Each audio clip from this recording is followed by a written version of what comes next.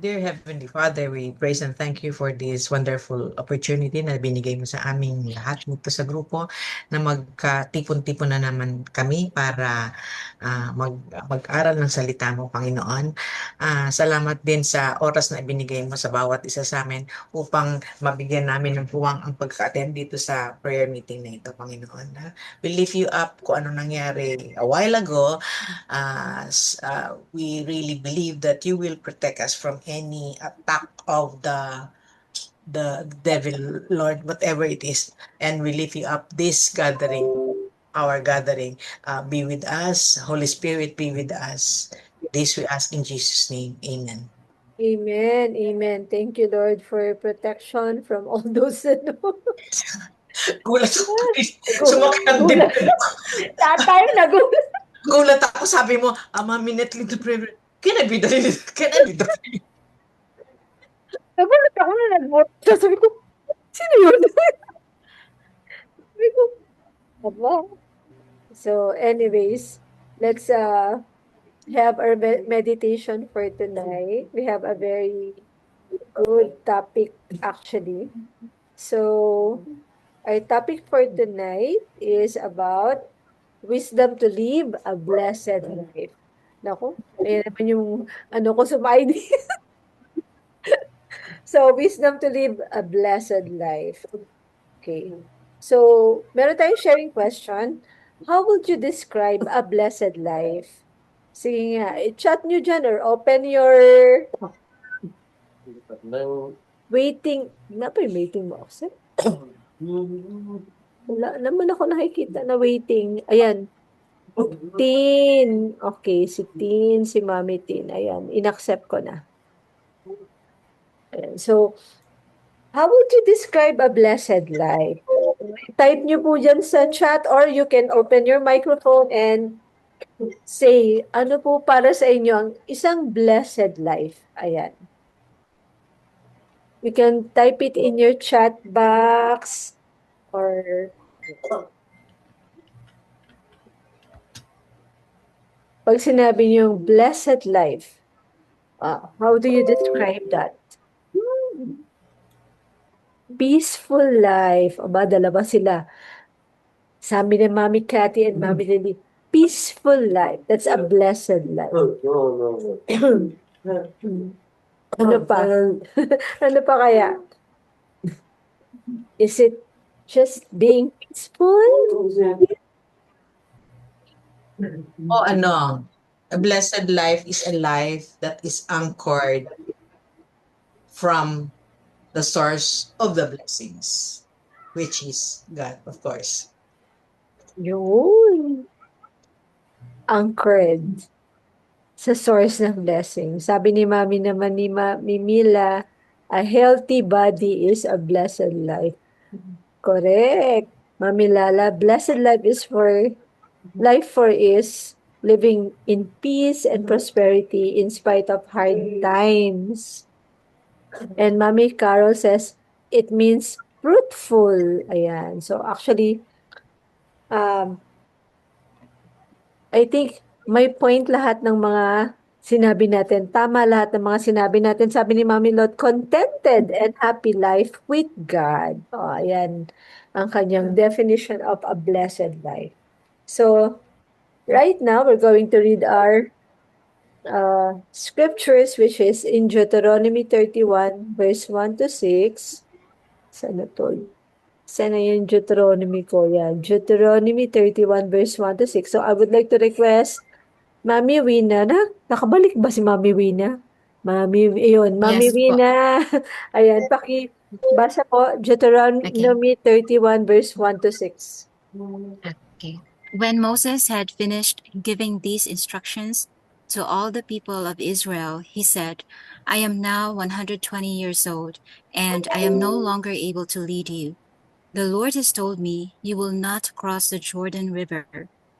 But the Lord your God himself will cross over ahead of you. He will destroy the nations living there, and you will take possession of their land. Joshua will lead you across the river, just as the Lord promised. The Lord will destroy the nations living in the land, just as he destroyed Sihon and Og. the kings of the Amorites. The Lord will hand over to you the people who live there, and you must deal with them as I have commanded you. So be strong and courageous. Do not be afraid and do not panic before them.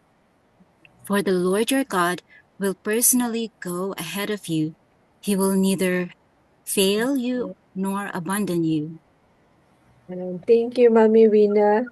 So, this settings is in the Old Testament, and Moses is about to die. Imagine, 120 years old na talaga, matanda na siya. And so, magkakaroon ng change of leadership. Dun sa Old Testament kasi, ang nagle-lead sa kanila is not just parang the king, but not a political leader, but a priest, no? Kung sino yung pinili ni God. Si God yung pumipili ng leader nila para mag-lead sa kanila, like here, to going to the promised land. Okay? Then so, dalawang leader yung nandito, si Moses at si Joshua.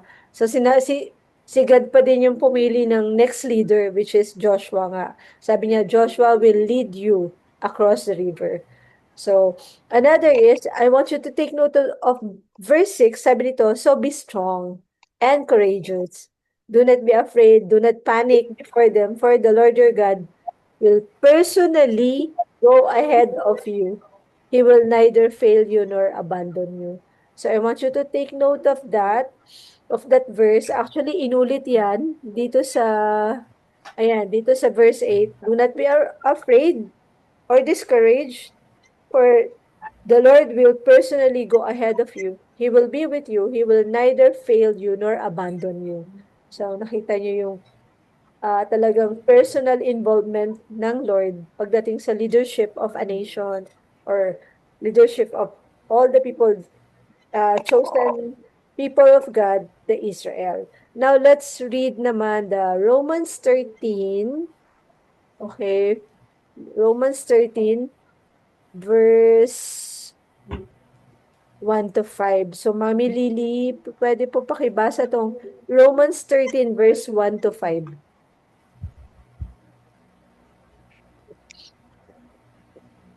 Everyone must submit to governing authorities, for all authority comes from God, and those in positions of authority have been placed there by God. So anyone who rebel against authority is rebelling against what God has instituted, and they will be punished. For the authorities do not strike fear in people who are doing right, but in those who are doing wrong. Would you like to live without fear of authorities? Do what is right, and they will honor you. The authorities are God's servants sent for your good. But if you are doing wrong, of course, you should be afraid, for they have the power to punish you. They are God's servants sent for the very purpose of punishing those who do what is wrong. So you must submit to them, not only to avoid punishment, but also to keep a clear conscience. Amen. Amen. Thank you. Dito naman sa binasa natin, this is in the New Testament. I just want us to hear yung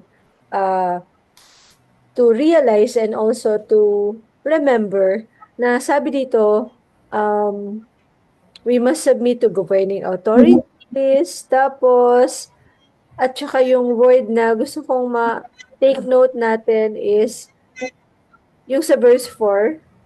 Sabi dito, the authorities are God's servants. Yan. God's servants. Okay. Sent for your good.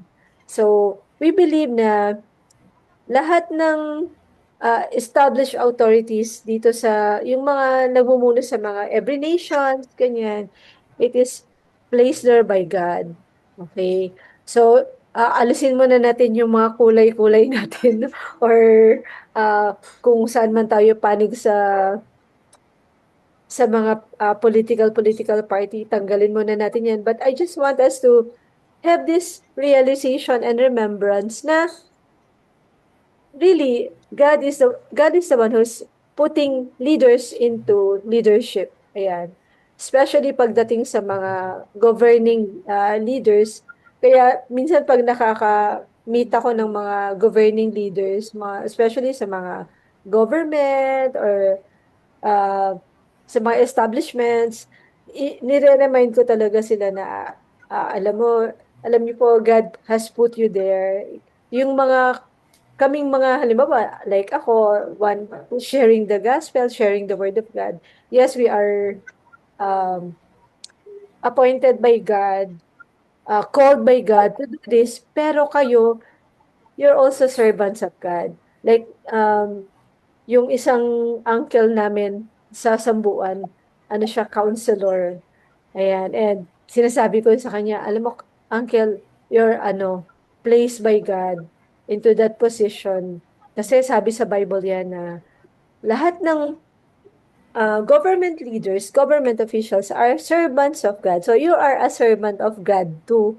Hindi lang yung mga priests, hindi lang yung mga pastors or mga ministers, but also the one who are in governing authorities. They are servants of God. Ayan. So mamaya na tayo papasok at mamaya natin tanungin pagdating naman dun sa paano pag halimbawa na when the leaders or the governing authorities are not doing the will of God. Mamaya na natin yan tatanungin. But right now, I want us to uh, go back to our topic. Okay, ano yung topic natin? So, but before we go to that is may question ako sa inyo. How do you feel about what is happening right now in our surroundings, in your community, in your like 'di ba sa mga especially sa mga ngayon sa mga schools ngayon na nakakalungkot kasi ang dami ko nakikita sa Facebook na hindi talaga tinatanggap yung ibang mga bata na may special needs just because they have no official diagnosis. 'Di ba? Nakakalungkot 'yun kasi nasa batas na you don't need official diagnosis in order for your child to be accepted in school. Nasa batas 'yan natin, ano. Pero in some school ganun ang ginagawa nila.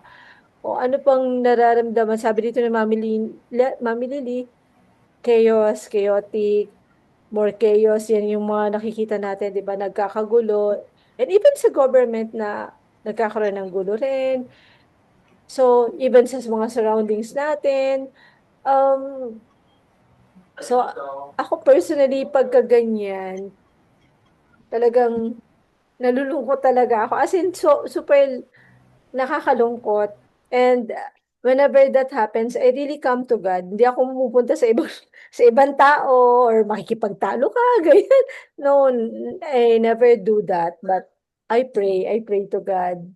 Tapos sinasabi ko talaga sa kanya, Lord, nakakalungkot naman, ganyan. Parang nagsusumbong ka talaga, ganyan. Diba? It's really, yeah, Mami Lala, it's really frustrating. Pero yun nga, we can really come to God and pray for the ako as for me ng ginagawa ko, okay? So, bakit ano ba tayo? Ayan, so we will go to our topic which is the wisdom to live a blessed life. So, ang tanong muna nga is what is wisdom ba? 'Di ba? Ano ba yung wisdom? 'Di ba naging topic na to natin before and then we define wisdom as the right or correct application of knowledge, that is wisdom. Okay, but now we will look at wisdom in a better in a deeper sense, which is tingnan natin sabi sa Proverbs 9%, the fear of the Lord is wisdom and knowledge of all insight. Okay, so ano daw yung beginning ng wisdom? It's the fear of Lord. the Lord. The fear, hindi mo yung sinasabing fear na natatakot ka, natakot ka na, para ka na may trauma. Hindi, it's a holy fear. It's a relational fear, like a fear of a child to his father na talagang mahal niya yung father niya, i-obey niya, even a fear to the mother na mahal niya yung mama niya, pero he fears No, kailangan niya sumunod na alam niya na dapat siyang mag-obey. Ayun. Okay, pero I want you to take note of the second line dito, sabi dito, and the knowledge of the Holy One is insight. Yan. Gusto kong i-focus natin yung heart. Uy, busog. Ano ko ba? Ano ko, nasa prayer ako. Teka muna. Yung prayer. Oh, lagi, wait lang. Esa nación, focus, esa Ay, nación. hindi. Esa nación. Oh, Monday, hindi Focus, bukas. focus. No, Saturday lang bukas. Cathedral, constellation. Nak, I'm in a meeting. Constellation, cathedral. No, I'm not going to Catholic Church. And we're not going- Constellation. No, Monday, we go to school, okay? Cathedral. Hindi na tayo pupunta ng school pag ganyan. Cathedral, constellation. I know. Ano, di ba? May Study. pag-negotiate na nangyayari. Bakit nandito ka? Okay. So, mag-take note tayo, mag-focus tayo dun sa Holy One. Knowledge of the Holy One is insight. Or in other translation, sabi, knowledge of the Holy One is understanding. Okay, sino ba yung Holy One na yan? Okay. At ayaw niya yon. Sabi dito sa 1 Corinthians 1:24, medyo naiingay na. Rafa, saba na, kayo na ako sa meeting. Yan. So sabi dito, but to those who are called, both Jews and Greeks, Christ, the power of God and the wisdom of God. Ayan. So yung Holy One talaga is Jesus Christ Himself. Ay, sobrang ingay niya. Sobrang saya niya. Rafa, go down. Go down, please. Thank you. Come on. Go down or go up. Up or down. Either. Sige na daw. Kaya ang ingay mo. Saan ko kayo ka na? Sige na, go. Thank you. Close the door, ha? Okay. Ayan, pasensya na sa ating commercial. Okay. So, ang wisdom ng Lord ay si Jesus mismo. So, siya yung wisdom. So, we focus our heart to Him, our mind to Him. Kasi siya nga yung wisdom of God, si Jesus Christ. Sabi dyan, Christ, the power of God and the wisdom of God. So, dinedirect to the point ko na to, ha, mga mamis. Pag sinabi nating living a blessed life, the wisdom of living a blessed life, tama ba yung sinasabi ko? Ika lang, ha. Baka naman. Ayun, wisdom to live a blessed life. It's through Jesus, no? It's through Christ talaga. Kasi siya yung wisdom and the power of God. Ayan. And then, so, paano natin gagawin yon? How are we going to live a blessed life with wisdom? And that is, I believe, trusting God, trusting Jesus, the wisdom of God. Kasi siya naman talaga yung wisdom of God. So, Proverbs 3 verse 5 to 6, trust in the Lord with all your heart and lean not on your own understanding. In all your ways, submit to Him and He will make your path straight. So, ang number one talaga na gagawin natin when it comes to the wisdom of God,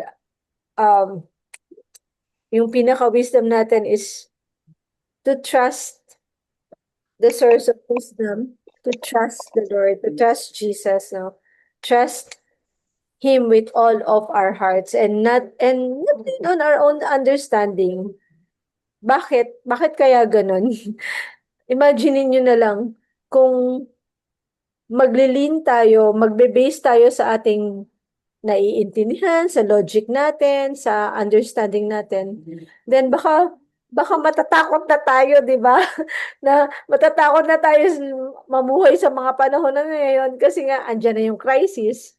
Tapos nandyan yung chaos in the government. Tapos nandyan yung mga nangyayari sa anak natin, mga nangyayari sa paligid natin. Ang taas-taas na ng grabe yung bilihin. Buti nga yung gas medyo bumababa ng konti. Diba? Parang if we will base our trust in logic, ang hirap mabuhay sa mundong ibabaw. But if we base our trust in Jesus, and that will be a different story. Okay?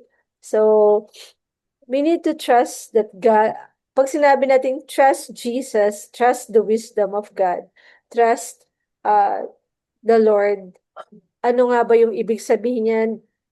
Ang una is, trust that God will guide you and fill you. Okay. Sabi sa Romans 15:13, may the God of hope fill you with all joy and peace as you trust in Him, so that you may overflow with hope by the power of the Holy Spirit. Yeah. Ayan. So, pag nag-trust talaga tayo sa Lord, He will fill us with joy and peace. No matter what's going on, what's happening in our surrounding, meron tayong joy, meron tayong peace. Di ba? Yun yung comforting sa atin. At hindi lang yon, may empowering pa tayo na nanggagaling sa Holy Spirit. Kasi di ba, sa dami nga nang nangyayari. Sabi nyo nga kanina, sa definition nyo or description nyo ng a blessed life is a peaceful life. And I believe na yung peace talaga, manggagaling lang talaga sa relationship natin kay Jesus, kay God.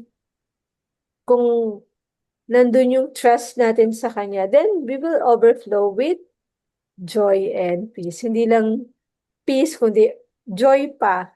Alam ko may mga challenging times, merong times na we cry, na naiiyak tayo sa situation natin. Pero, ang nakakatuwa doon, it doesn't stay long as you put your trust in God and you look up to God. Hindi siya magi-stay, but it's going to be resolved, 'di ba? Right away. God will give us the answer. God will give us answered prayers right away. Okay? Kung hindi pa man, we still hope. Ganun yun.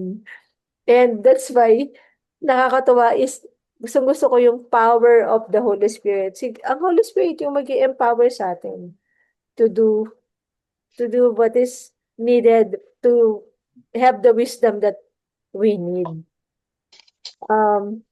Bakit nga ba kailangan natin tong mga to? Kasi, sabi dito sa Proverbs 18:14, one spirit sustains him through illness, but who can bear a crushed spirit?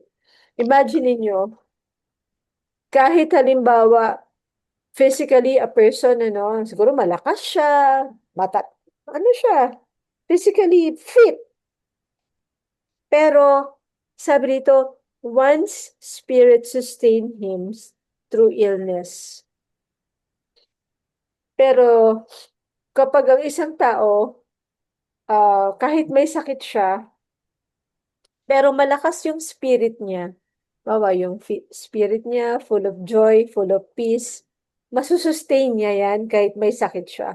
Pero yung isang tao na malakas, physically fit, pero alam niyo yun, punong-puno siya ng depression, punong-puno siya ng anxiety, mental problem, spiritual drought, or troubles, mga ganyan yung sa spirit niya.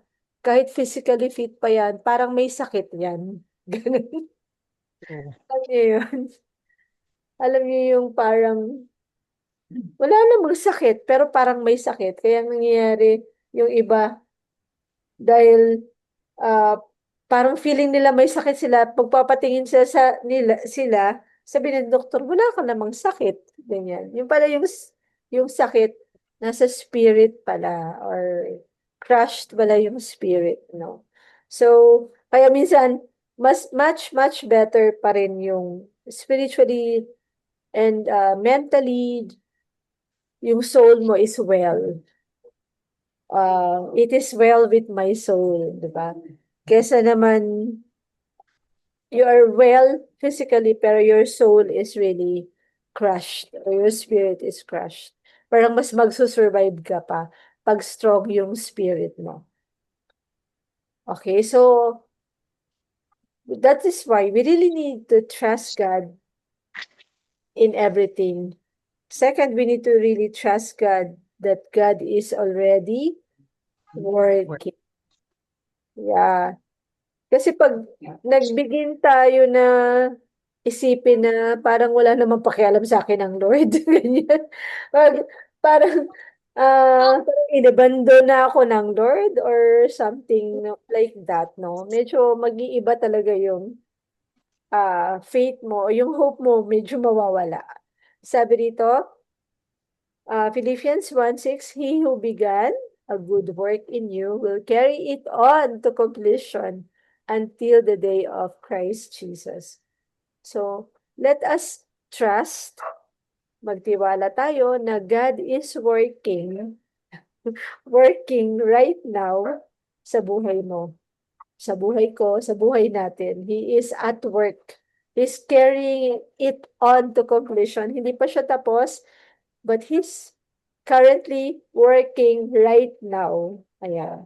Okay, so, sabi sa Romans 8:28, and we know that all things work together for the good to them that love God, to them who are called according to His purpose.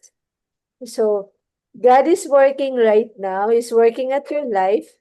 And nakakatuwa kasi He's all, paano siya magtrabaho? He's working all things na mag-work together para sa'yo.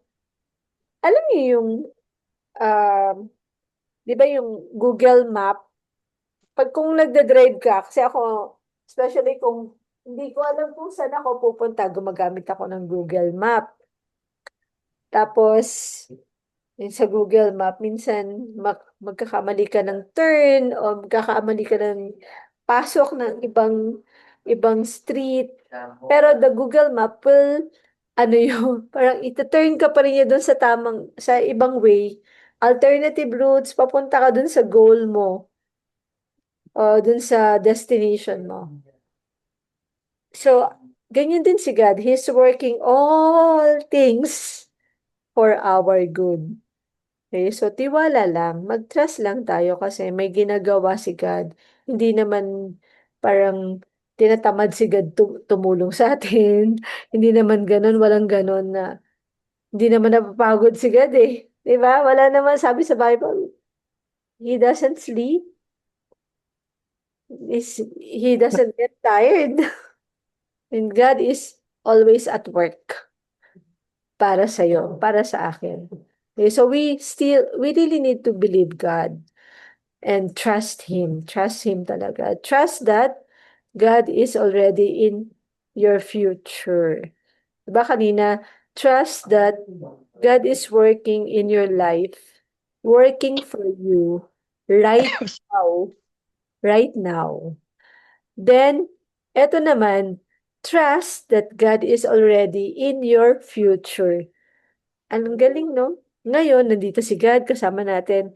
Pero, yung future natin, nandun na rin si God.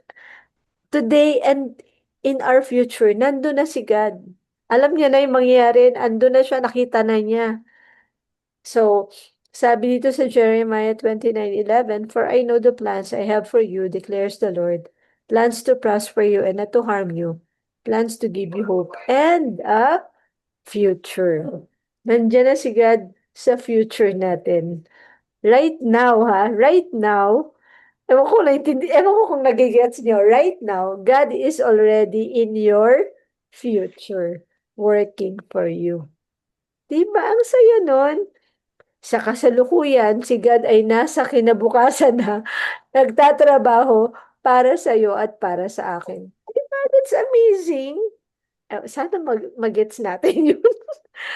And another is, trust that God is faithful. Okay? I-trust natin na talagang God is really faithful. Aba, parang may pinakikinggan yung anak ko dun sa kabila. Dali lang. Rafa, no sound nga or lower the sound, okay? Thank you. Okay, so ito yung isa sa mga kailangan talaga nating gawin, which is to trust the Lord that He is faithful. Diba? Una, trust that God is working for your life right now. Second, trust that the Lord is working already in your future, for your future. Nandun na siya. And then, thirdly, trust that God is faithful. Diba? Na faithful siya. Kahit anong mangyari, yun lang talaga pinanghihahawakan ko.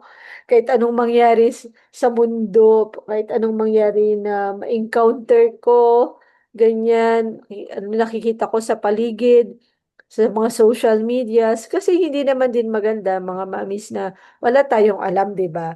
We really, as a person, a Christian, a believer of God, isa sa mga responsibility rin natin talaga is to know what's happening, to know what's going on. Kasi talagang, alangan naman, paano mo ipe-pray yung bansa natin, di ba? How are you going to pray for somebody if you don't know? How are you going to pray for our nation if you really don't know what's going on? So, um, kahit ano pa yung nakikita ko, I always remind myself of this, God is faithful. Ayan. Sabi dito sa 2 Timothy 2:13, if we are faithless, He remains faithful, for He cannot deny Himself. God is faithful. Then, another is Lamentations 3, verse 22 to 23, the steadfast love of the Lord never ceases. His mercy never come to an end. They are new every morning. Great is your faithfulness.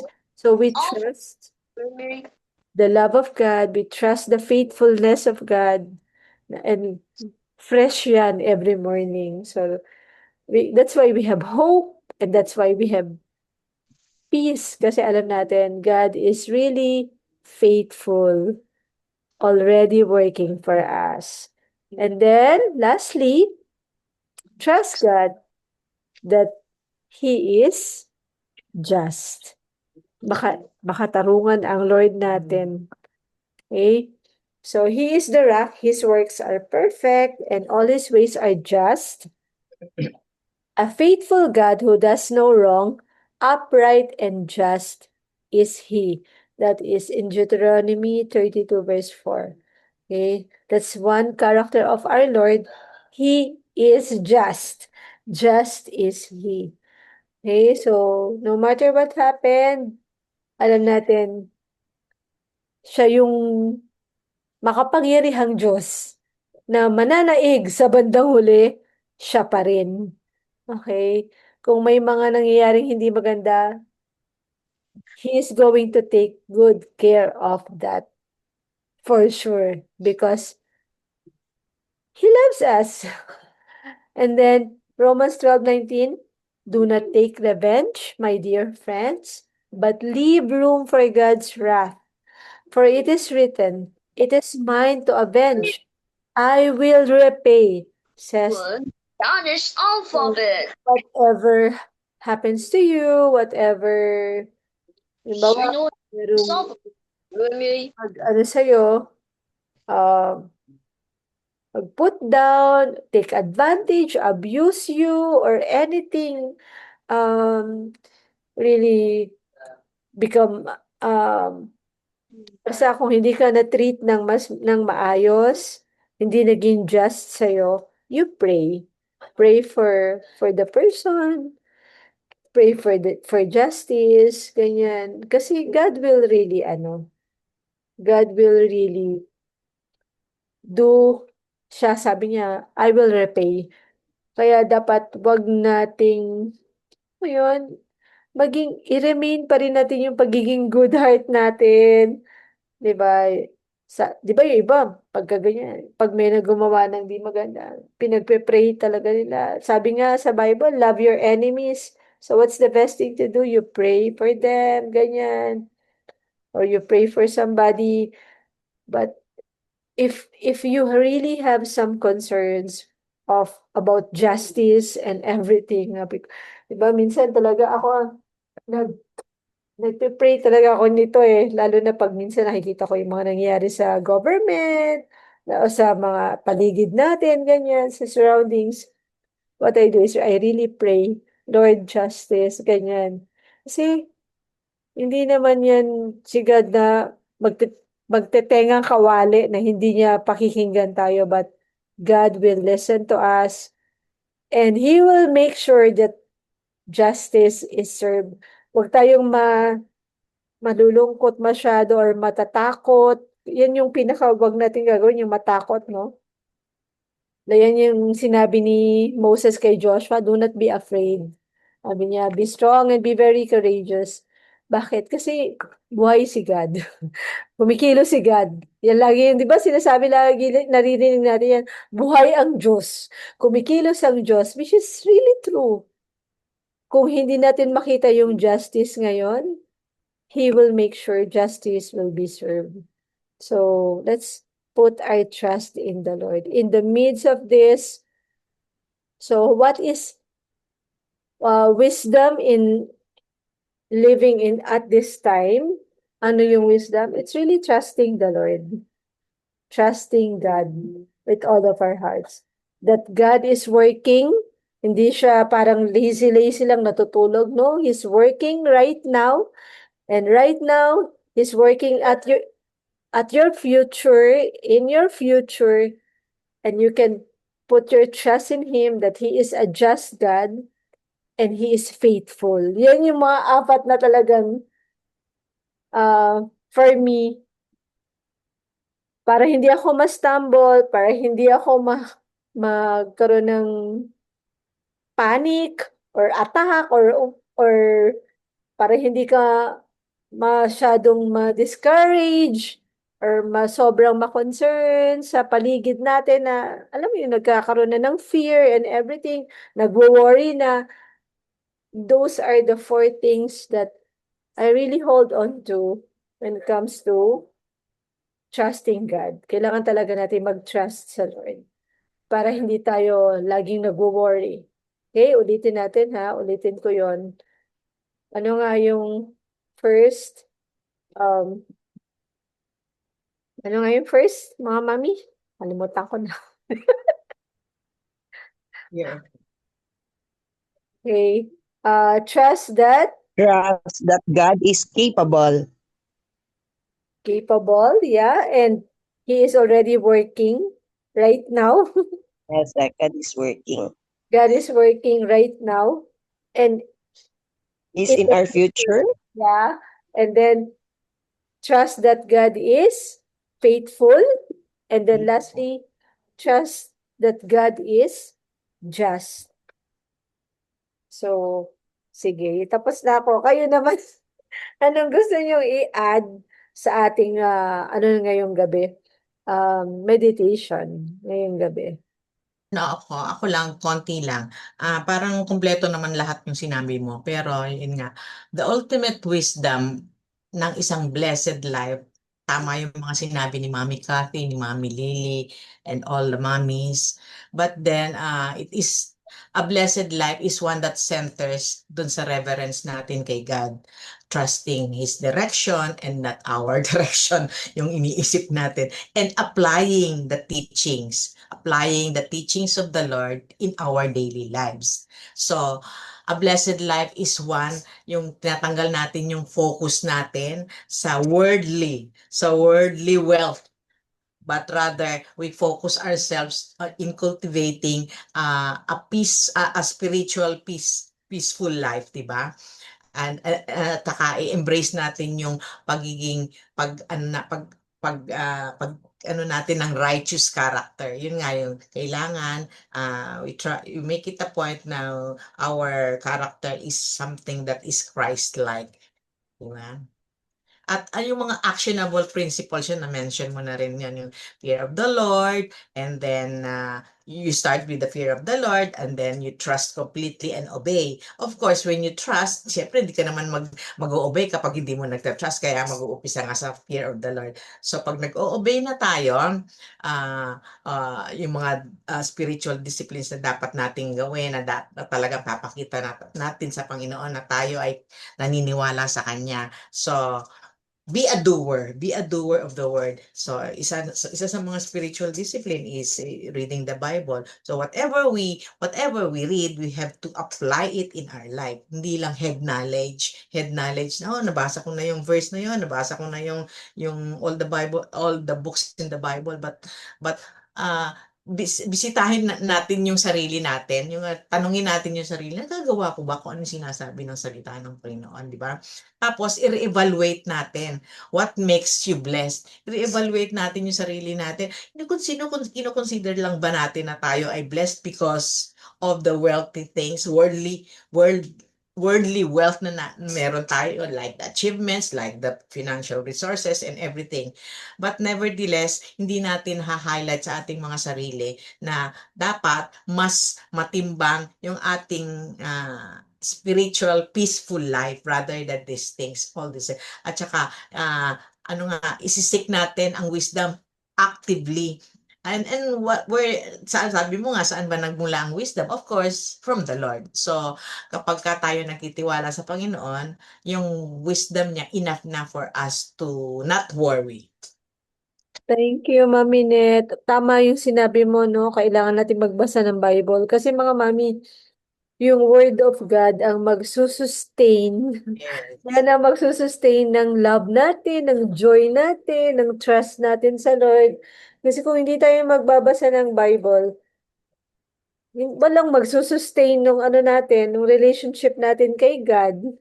'Di ba? Baka konting pagsubok lang, gi-give up na tayo kasi hindi tayo nagbabasa mismo ng Bible kasi yung Bible kasi ang personal communication ng Lord sa atin, 'di ba? Kung relationship 'yan, dapat two-way 'yan, hindi lang puro tayo yung magto-talk kay God, kakausapin natin siya, magpe-pray tayo, but there should also be a time na si God kakausapin tayo and that's through the Word of God or He will talk to our hearts, ganyan. Pero yung pinaka-common talaga is mag-Bible reading talaga tayo.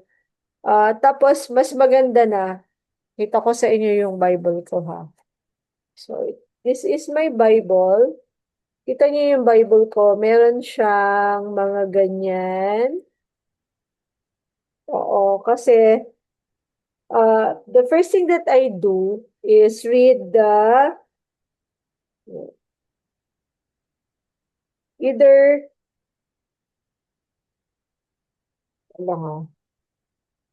either Proverbs or Psalms. Nandiyan ako. Either Proverbs or Psalms. Pag natapos ako sa Proverbs, babasahin ko na naman yung Psalms. Pag natapos ako yung sa Psalms, babasahin ko na naman yung Proverbs. Kasi I see to it that those two are really in my prayer list. Tapos, dali na mga mami ha. Nandito. Ayan. Like, for example, here, papunta dito yung Bible reading na ako. Okay. Nakita ko sa inyo ha. Para lang meron kayong idea. Mas maganda kasi kung meron tayong physical Bible. So, for example, ito. Ang ginagawa ko in the morning, isang column lang kasi mahaba yan eh. So, isang column ako as of now, nasa Proverbs ako. So, nandito ako sa Proverbs, Proverbs 18. Tapos, dahil masyadong mahaba yung Proverbs, so ginagawa ko talaga, isang column yan. Isang ganito lang. Isang araw, isang ganito. Yan. Tapos, after that, magbabasa naman ako yan, may mga ano ko yung parang bookmarks, ayan, mga bookmarks ko. Nakita niyo yung bookmarks, yan. Tapos, magbabasa ako sa Old Testament naman. So, yan, Old Testament, nandito na ako sa Deuteronomy. Yan. So, kung hanggang saan ko gustong basahin. Minsan gusto ko mahaba, minsan depende sa akin. Tapos, after this, magbabasa naman ako sa New Testament. So, life ni Jesus, I see to it that I read the life of Jesus. Diba kasi you want to know Jesus more, want to know Him more deeper. So, I see to it that I read a passage, at least a passage about Him every day also. So, ayan. So, ayan, meron din akong, ano dito. Ayan, oh. Hindi ko alam kung nakikita nyo. Yan, meron akong palatandaan. May bookmark ako. Then, so, ayan. Diyan. Then, right after that, minsan, sa ibang time na, ganyan, magbabasa naman ako ng New Testament writings, yung mga New Testament writings. Ayan, meron din akong, ano dyan, palatandaan. Like, as of now, nasa Hebrews ako. Ayan. But, pagdating sa life ni Jesus, nasa Matthew, ano ako? Matthew 18. Ayan. Okay, so, that's how you read the Bible. Kasi, at ang goal niyan, mabasa natin yung Bible from cover to cover. Hindi tayo magsa-select lang na. Although, minsan pag hindi ko na maintindihan, pinapass forward ko ng konti. But then, as long as kaya kong basahin, binabasa ko talaga. I have read the Bible several times from cover to cover. Kasi ano yan di ba? Yung Bible, para siyang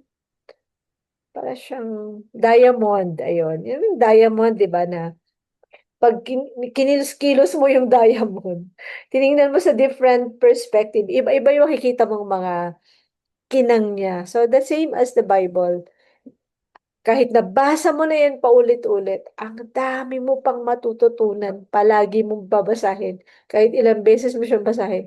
May panibagong thoughts, panibagong lesson, learnings na ibibigay ang Lord sa'yo pagdating sa Bible reading. Napakahalaga po, Mami. If you have a Bible in your phone, meron ako sa New Living Translation sa phone ko. Pero hindi ako dito nagdi-devotion. Ano? Ano ko nakikita nyo? Here. Ito. Asa na ba yun? Yan, ito. Ayan o. NLT. New Living Translation. May nakang Bible. Para pag nasa labas ako, gusto ko magbasa. Yan. Pero in the house, physical Bible talaga. Kaya nga, mga mami, mag-invest kayo. Sabi ni Mami, ano dito? Mami Lot, it's a manual of life. Totoo yan, manual of life. Ang guide natin yun para sa ating life. Okay?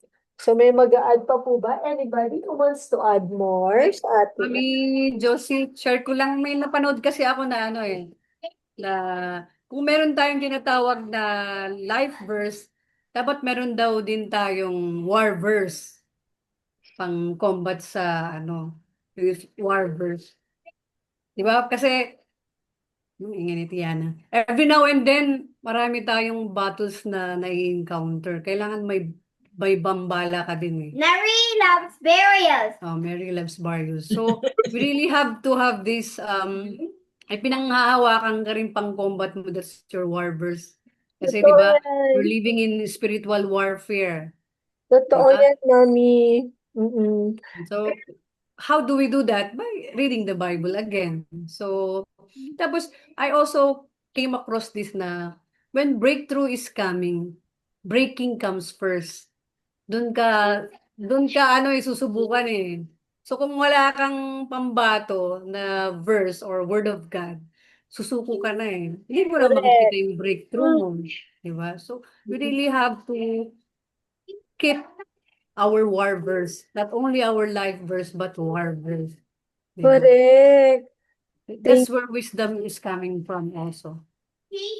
Thank you, Mami Lily, for that. Diba? Mm.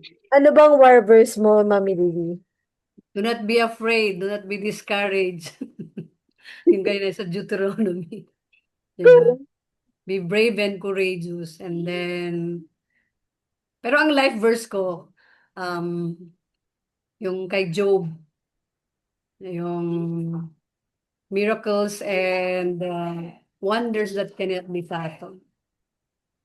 God create miracles that cannot be counted and wonders that cannot be fathomed. I always believe in that.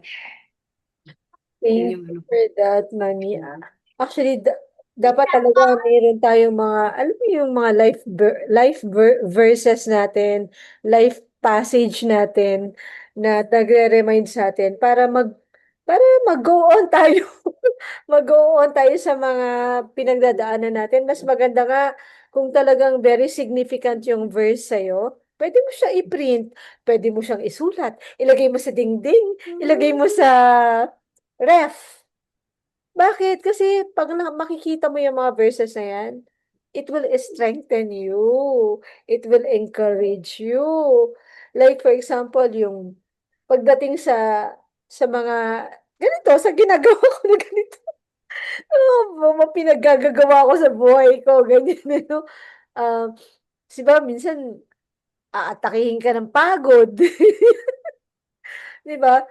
Pero pag naaalala ko yung verse na, yung passage ng scripture na kung saan talagang tinawag ako ng Lord, kinola ko ng Lord dito sa mission na to, sabi ng Lord,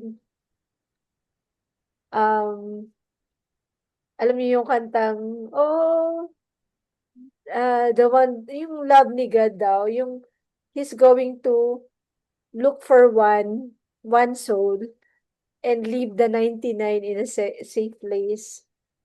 And that one soul is are the special needs families kasi lagi 'di ba yung mga special needs families lagi silang um alam mo yun yung depressed, oppressed, confused, hindi anong gagawin, lost, 'di ba? Ganyan kasi ako dati, 'di ba? Ganyan tayo, especially kung nagsisimula pa lang tayo sa journey. And then that the Lord reminded me na He loves our families so much.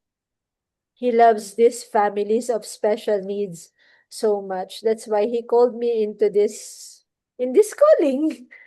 Na sabi niya, tingnan mo, um, di ba sa Bible, hahanapin niya yung isang sheep na nawawala. Ganyan ko kamahal ang mga special needs families. That's why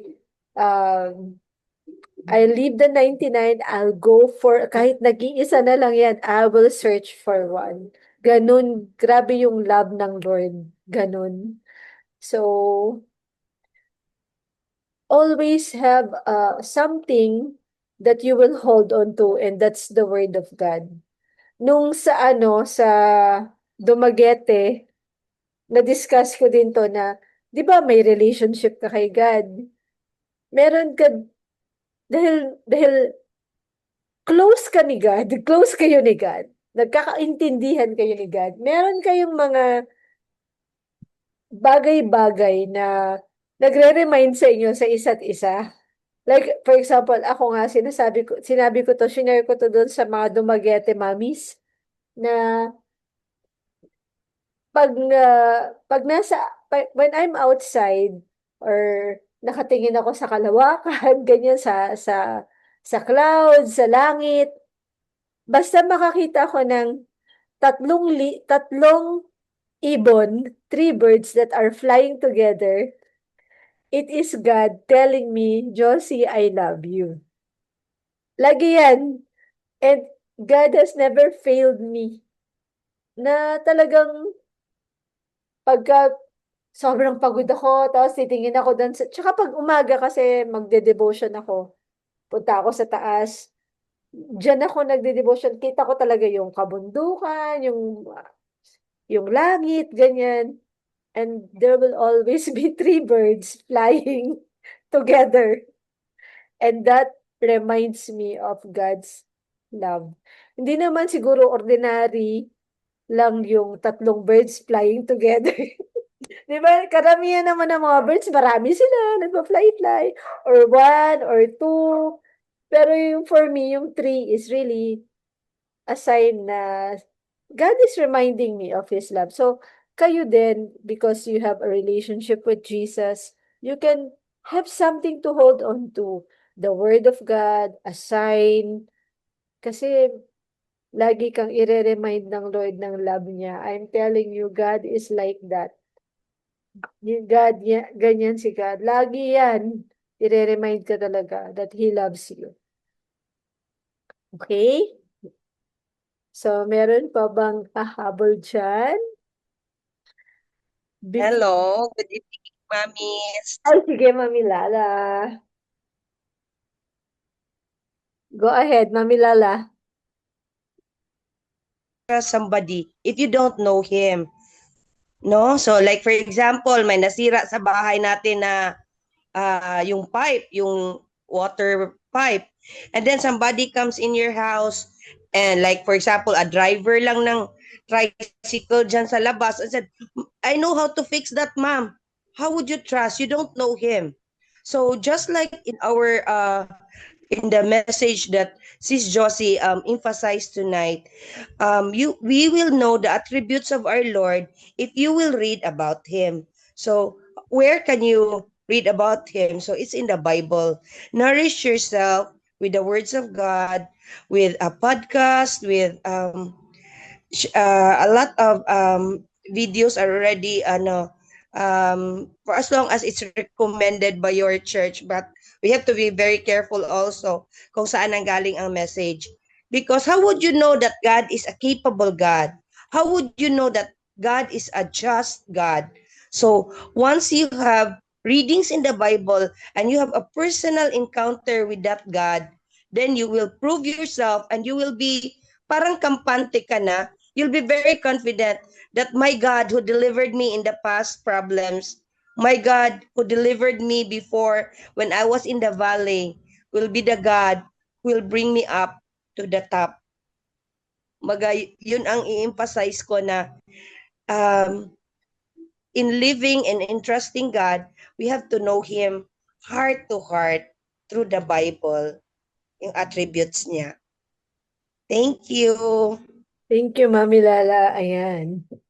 Okay, enter si Mami Fe. Habol pa siya. Mami Fe. Thank you, Mami Lala. So, again, it's the Bible. So, right now, before we go to the prayer, pwede niyo pong i-chat dyan kung may mga prayer request kayo kasi magpa-pray na tayo. If there are specific prayer requests that you want us to pray for, type it in the chat box and we will pray for that. Okay, but before that, magte-testimony ako. Ito po, praise God, hindi na tayo in and out of the Zoom. Thank you, Lord, na God has provided for us. Ayan, nakita nyo ba? Naka-subscribe na tayo. Yan. Nakakatawa lang kasi yung amount of money na ginol ko is only for the amount. Talaga, hindi ko na isama yung tax. May tax pala siya at ang laki ng tax niya. So, nakabayad ako ng tax. And that is 20 point something dollars. Ayan. Pero I praise God kasi, praise God! Nakaano na tayo, di ba? Naka-subscribe na tayo. God has provided. At gusto kong mag-thank you sa inyo mga mamis na nagbigay, nag-contribute para sa ating Zoom subscription. Yay! Let's give clap to God. Thank you, Lord. And thank you mga mamis. Sobrang big blessing to sa atin. Lagi nating aalalahanin. Itong platform na to, nagiging blessing siya sa maraming mga families, mga mamis na hindi alam natin, yung iba, hindi naman talaga sila maka-attend ng church. And this is the only way for them to hear the message of God. Ayan. Yan. Okay, so we will have our prayer now. Okay. So, may mga ipapag-pray tayo. Pag-pray natin si Mommy Justice kasi I don't know if you know Mommy Justice, but Mommy Justice is one of our core dito sa ating group. Meron siyang cancer. Stage 3 yata yung cancer niya. Then, naoperahan na siya. Siya yung in and out of the hospital. Pero, let's pray. Let's join her in prayer for miracle of God, for wholeness and restoration. Ganon din si Sister Amy. Let's continue to lift him up in prayer for healing. Also for Daddy Ray, yung husband ni Mami Tin, tama ba ako, Mami Tin, si Daddy Ray, pray for complete healing also sa kanyang niece. Also for Daddy Joel, let's pray for Daddy Joel na sa kanyang trabaho, malapit na siya umuwi, next week yata siya uwi or next week. Pray natin na maging maayos yung pag-uwi niya at yung pagtatapos ng trabaho niya. Also, let's pray for Daddy Egay. Alam yung mga prayer request natin ngayon, puro mga daddies. Diba? Para karamihan mga daddies. Let's pray for Daddy Egay for the plan aligned, yung plano niya ma-align sa plan ng Lord and protection upon him. Okay, sige, pray natin yan. For now, let's ask Mommy Kathy, are you there? Can you lead us in praying for our awesome kids? Yes, Mami Jo. Okay, let us pray. Let's pray. Father God, we praise you, Lord. We worship you. We thank you, Lord God.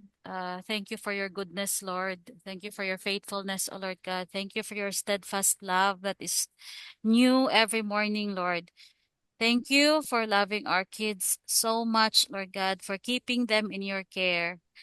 Thank you, Lord, for your presence that is always with them everywhere they are. And Lord God, I lift up to you, Lord, our kids with special needs. I lift up our children's needs, O Lord. I pray for provision, Lord God, provision of good health, Lord, healing, and daily needs, Lord God, maturity and growth of their skills, Lord. Lord God, we thank you, Lord, for every small step, Lord God. Yung mga mumunting hakbang nila, Lord God, mga small improvements, Lord. We thank you, Lord God. We celebrate, Lord God, every progress, Lord, that they are making. We rejoice, Lord God, every milestone, Lord, that they achieve, Lord God. Lord, I pray that each day, Lord God, they may be surrounded by your love and comforted by your presence in their lives. Lord, continue to bless them with all the wonderful things, Lord God, that they will grow up knowing you and loving you as their father, as their friend, as their Lord. Lord, that they grow up knowing, Lord God, that you are always with them, Lord. Bless these kids, O Lord God, with a healthy mind, healthy body and spirit. Give them wisdom, Lord, that they may be able to know your wonderful plans for them, O God. Lord, we ask for your healing, Lord, healing touch upon them, O Lord God, upon these children, Lord, to those children who are sick right now. Lord, whatever delays, Lord God, that they may have, whether in speech, in development, in learning or other skills, Lord God, we place them in your loving hands, Lord. Please help them, Lord, grow and develop according to your perfect plan for their lives. Strengthen each day, Lord, guide their progress and bless them, Lord, with the abilities that they need, Lord God, to reach their full potential, O Lord. May they continue, Lord God, to learn and improve, Lord, with your grace and guidance. Lord, pasok ka na naman, Lord God. So we pray, Lord God, that you will guide them sa school, Lord, sa mga therapists nila, Lord God, sa mga nag-homeschool. Guide them, O Lord God, guide their teachers, their caregivers, sa mga classmates nila, Lord, guide sila, Lord God, they guide also their friends, Lord God, to really understand them, to accept them, and to accept, Lord God, their uniqueness, O Lord. Lord, bless them, Lord God, let your light shine upon them and be merciful to them, and grant them, Lord, your shalom peace. In Jesus' name we pray. Amen and amen. Thank you, Lord. Okay, let's pray for all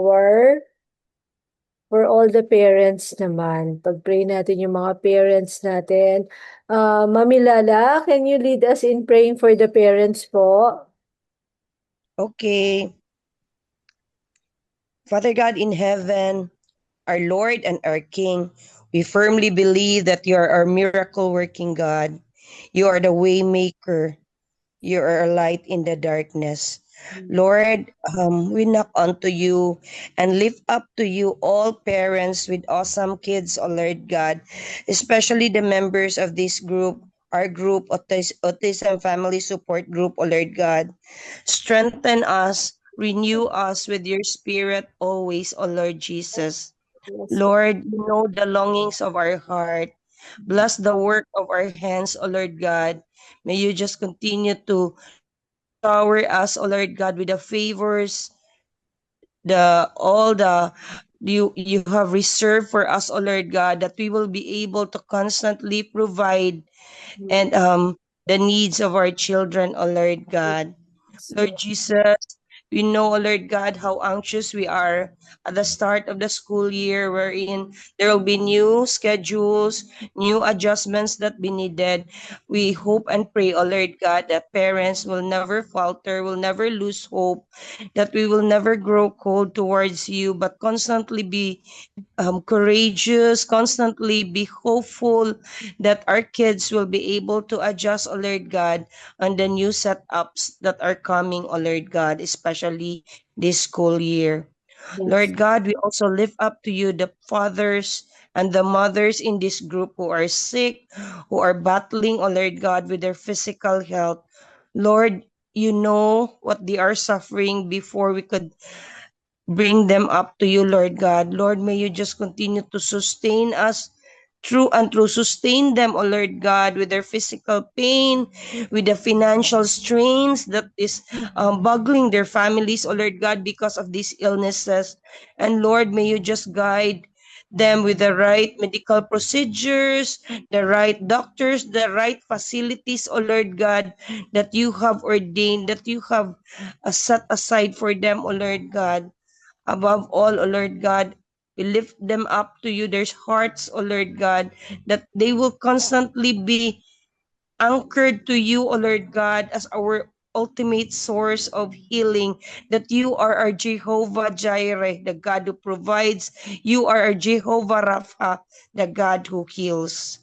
Lord Jesus, we also lift up to you, Lord God, the parents who are in the crossroads or who every day of our lives as we make judgments, as we make decisions, Lord, may it constantly be aligned to your will, O Lord God.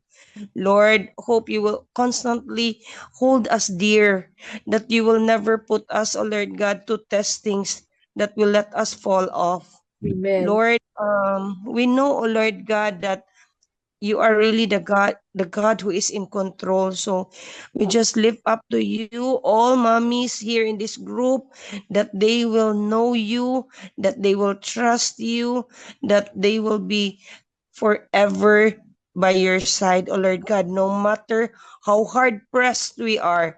We know, O Lord God, that you are there, that we can trust. Thank you, Lord, for this group, especially Mami Josie, for leading us always, O Lord God, to know you more and more. We love you, Lord Jesus. In Jesus' mighty name we say, Amen and Amen. Amen. Thank you, Mami Lala. And now let's pray naman for the mga specific prayer requests natin.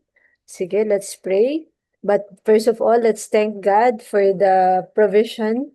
Lord, salamat po, Panginoon, sa provision na binigay mo sa amin, na meron na kaming Zoom subscription ngayon, hindi na kami mag-in and out. Salamat kaayo, Ginoo, napaka-faithful mo, napaka-loving mo, napaka-generous mo. Lord, I pray for all those people who have contributed for the Zoom subscription. Lord, I pray for a great blessing to come their way, Lord God, since this platform really is blessing a lot of people. Lord, thank you sa partnership nila. I pray for just shower them with an extra blessing, a special blessing for them, Lord God.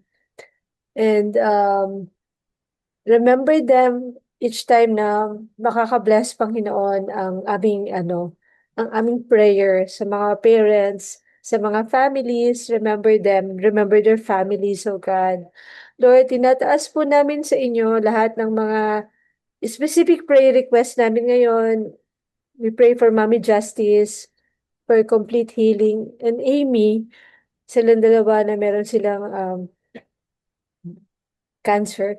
We pray, Lord, for complete healing and recovery sa kanilang body. Right now, as a group, we bind all the cancer cells in their body right now. In the name of Jesus, you have said in your word, whatever we bind on earth will be bound in heaven. Whatever we loose on earth will be loosened in heaven. So we bind all these cancer cells in Jesus' name, Lord God, that these cells will not multiply, but it will be mitigated, Lord God. And Lord, that you strengthen their bodies and cause their bodies to just completely be healed and recover. Ganon din po, Panginoon, si Daddy Ray, Lord God, we pray na yung asawa po ni Mami Tin, we pray for complete healing, Lord God, sa kanyang mga knees niya, sa tuhod niya, Lord God. We are praying for his recovery, complete recovery, Lord God, na talagang pag kinilos niya yung knee niya, binend niya, talagang complete restoration and recovery na wala talaga siyang mararamdamang sakit, but it will be restored to more than pa na original condition niya, Lord God. Wala namang imposible sa inyo, Panginoon. Lord, we also pray for Daddy Joel right now. We pray na maging maayos po yung pagtatapos ng work niya doon sa pinagtatrabahuhan niya ngayon, na aalis po siya na talagang well appreciated siya at makikita ng company, ng mga boss niya, mga kasamahan niya sa work, yung value niya, Lord God, doon sa pinagtrabahuhan niya. Salamat, Lord, na pag-uwi niya, traveling mercy upon him, and also for the whole family will have a wonderful, meaningful life together, time together again. Also, Lord, we want to lift up to you Daddy Egay, praying, Lord God, for your guidance upon him, touch him, O God, and assure him of your love, your faithfulness. Thank you, Lord, na isusustain mo siya, strengthen him in his insight, in his being, that, Lord, he will be able to see you at work in him, even in his work, Lord God, that he is not alone, but you are with him, joining him in whatever he's doing, whatever challenges he's facing. So, Lord, i-guide mo siya, Lord God. We pray for the family of Mami Lily. Let your will be done. Let your kingdom come upon them, Lord God, especially for Daddy Egay, that he will really be able to listen to your guidance upon him, Lord God. And thank you for your hedge of protection upon him always. We also pray for Mami Cathy, Lord God, for his family, for provision, for especially sa mga books si Adam, Lord, thank you. Walang imposible sa iyo. But we just continue to pray na maging maayos po yung pag-aaral ni Adam. It's their first time to study in-house, homeschool. So give wisdom and strength to Mami Cathy, and at the same time, mabalance niya lahat na kailangan niyang gawin. Thank you for your provisions upon the family, Lord God. And we pray for more work opportunities. Not just opportunities, talagang masaya. Magkaroon siya ng maraming bagong work, Panginoon. I-guide mo po siya. You provide for her, Lord God, in the name of Jesus. Ganon din po, Lord, tinataas namin sa inyo si Mami Fe. Lord, we pray for her work pa din, Lord God, kasi may mga new challenges siya sa bagong role niya. We pray for your wisdom and strength upon her, favor upon her also, Lord God. For the coming days, weeks, and months, and years, that, Lord, you continue to provide for her family, and wisdom and strength and good health for the entire family also. And Lord, also for Mommy Myrel, Lord, we would like to pray for the good health of her children, Caleb and Kadem, Lord God, and to her niece, praying, Lord God, for Caleb na makasurvive po siya sa kanyang 2-hour session sa daycare. Lord, hindi lang siya makasurvive, mag-thrive siya, and it will be a great help sa kanya na ma-develop yung mga skills niya, social skills niya, Panginoon. And ma-lessen yung tantrums, matuto siyang mag-cope up, mag-regulate ng sarili niya, Lord God, para mag-adjust siya sa kanyang class, Lord God, and also for the health for the whole family. Ayan. Now, we want to lift up to you our incoming activities, Panginoon, for this month of June. Lord, praying for your strength and guidance, especially we're planning to have an online training seminar again on Connections of Love. Lord, I pray na sana mag-take advantage talaga yung mga parents, especially yung mga nahihirapan sa mga anak nila, to really join this training, Lord God, so that they will learn and that they will receive miracles for their kids. We also pray for the support group meeting that we're going to have in Lapu-Lapu. We pray, Lord, for your guidance and provisions for that support group meeting. Lord, we pray for the success. Marami talaga mga mami ang mag-join. Maraming daddy rin ang mag-join, Lord. We are praying for the incoming Father's Day celebration, kasi this month is really Father's Day. Lord, we want to celebrate the awesome dads and guide us so we will be able to hold a very special activity, appreciation for the dads, so that the daddy will really find their identity in you, Lord Jesus. Lord, help us that we will be able to make this one appreciation event for the dads. So maraming salamat, Panginoon. We just commit everything to you. We love you. We bless you. We thank you for your goodness, oh God. We commit everything to you. Bless each one na nandito sa aming Zoom meeting ngayon, and dun sa mga makikinig at mag-join sa recorded prayer. Lord, i-bless mo po ang bawat isa sa amin. Strengthen mo kami. Tulungan mo kami sa mga finances namin. Thank you for your provisions. I pray i-bless mo yung mga mag-asawa that strengthen our relationship with each other. Even bless our families, our extended families, Panginoon. Lord, I speak special blessings upon them, upon each and every one who are here right now praying. Help us to grow deeper in our relationship with you, Lord God. We want to know you more, experience your goodness, experience your love more, and understand you more, the source of our wisdom. So we just give you all the praise and the glory. In Jesus' name we pray. Amen and amen. Ayan. Okay, so let's have a picture taking, everyone. Ayan, open sesame, mga beautiful mommies. Ayun. Si Mami Tinmon Leon ba yung taga Dumaguete? Yes. Yes! Hi, Mami Tin! Welcome! Thank you. Hello, Tin. Mga Dumaguete, Mamis. Ayan. evening. Hi. Halika rin. Pag-picture tayo. Halika, umupo ka. Ayaw mo talaga, okay. Kung ayaw mo, wag. Magdali. You. Say hi. Sige. Say hi. Hi! Hi. Oh, yun yung kanyang anak. Hello! O, sige. Smile. 1, 2, 3. Okay. Yung may pa-heart-heart naman tayo ulit. Okay. 1, 2, 3. Ayan. Okay. So, for